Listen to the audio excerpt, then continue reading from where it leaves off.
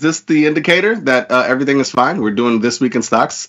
I mean, I didn't want to do it 2 weeks ago. I thought I was going to scare the people. I thought I was, but everything that I was gonna put up. But it seems like things have calmed down a little bit. They're showing signs of walking things back.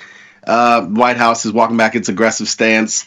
They're talking about could cut some tariffs on China in half. Who knows? I mean, it does seem like this has mostly been a ploy, right, to get people to renegotiate. We'll see how it plays out.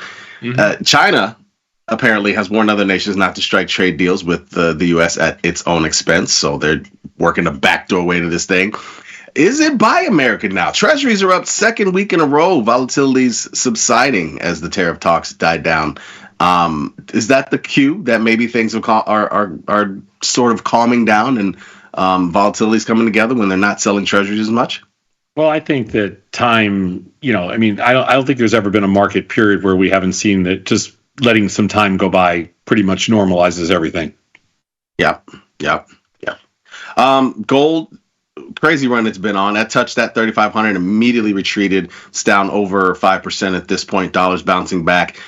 The thing that's really interesting to me, though, is that VIX is still in backwardation. This is the fourth straight week, even with VIX at 4-week lows. So now VIX is yesterday was the lowest close since the beginning of the month. VVIX is still over 100, and VIX futures are still in backwardation. So that's the one thing that we're still holding on to. You know what I mean? And they're still hanging around with. Well, the reality is that volatility has been heavy relative to the size of the moves.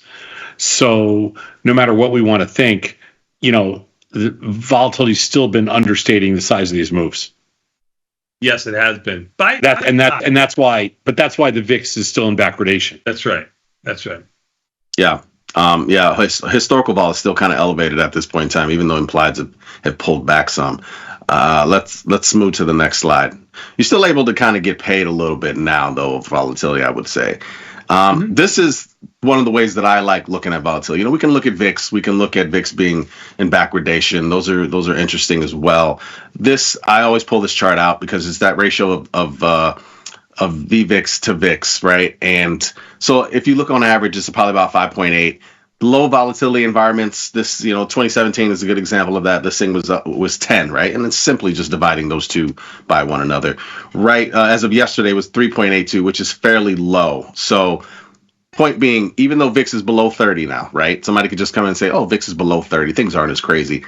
I think when you couple the fact that this ratio is still fairly low with the fact that we're still in backwardation, it's just something to consider, right? Another 150 point move to the downside. And not only are we still in backwardation, but VIX is probably back at 30. So just keep that in mind. Let's move to the next slide. This is one of the more interesting charts to me. Looking at the dollar and the 10-year yield. Most of the time, this is kind of floated together, right? And we've seen some deviation more recently. Dollar's gotten whacked, which is, if I would have told you last year, dollar's doing what it's doing, you'd be like, oh, well, stocks are all-time highs, and it's just not been the case, right? And just watching this thing right here, something was breaking for a little bit when this ratio was really, not ratio, sorry, these two were not really on the same page. So you kind of wonder, are they going to have to raise rates at some point to keep the dollar from falling? We haven't seen any kind of discussion about rates having to go up because of inflation or if these tariffs are inflationary, all this stuff, right? So this is just kind of interesting. And I think this is a ratio to watch for fear as well. Yeah, I don't think. I think you have to watch the bonds. I don't think the dollar is going to be what moves rates at all. I think it's all bonds. Okay. I don't mind having a watchful eye on the euro though, and the dollar. So I hear you here, Jamal. I hear you. They've been making. You talk about the euro. It's a good point. They're making huge moves. The euro, some of these other currencies, and there's a lot of volatility in the currencies right now too. By the way, keep that in mind. Mm-hmm. Let's move to the next slide.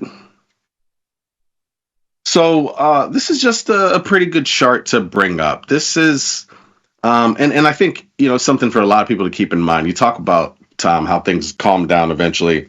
And I've seen a lot of different charts talking about further out in time, 6 months, a year. Obviously we trade in a medium range, but for people to keep in mind too, if you have a long-term portfolio, something to keep in mind is how the response to the S&P, the response for the S&P 500 over later time periods. So this chart down at the bottom, let's start there with the purple. These are the dates of the S&P 500 first closing in correction territory.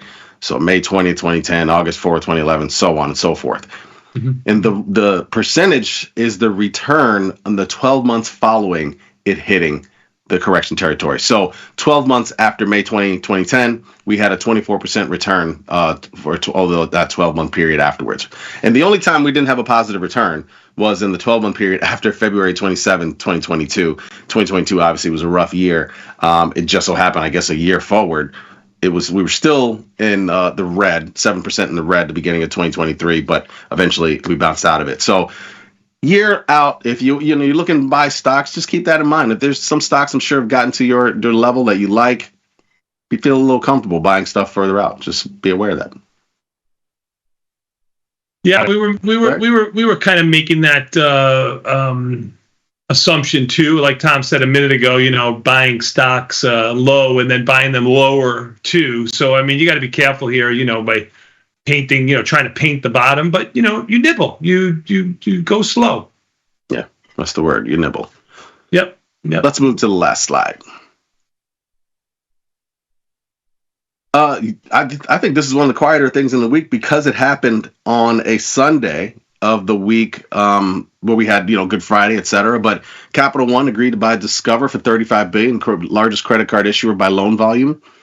Tesla rallied on weak earnings numbers due to Elon saying he's going to spend less time with Doge.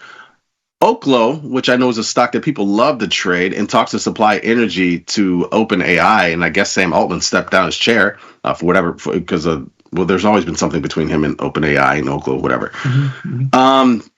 So earnings next week, we got GM, we got Caterpillar, PayPal, Microsoft, Apple, Meta, just to name a few.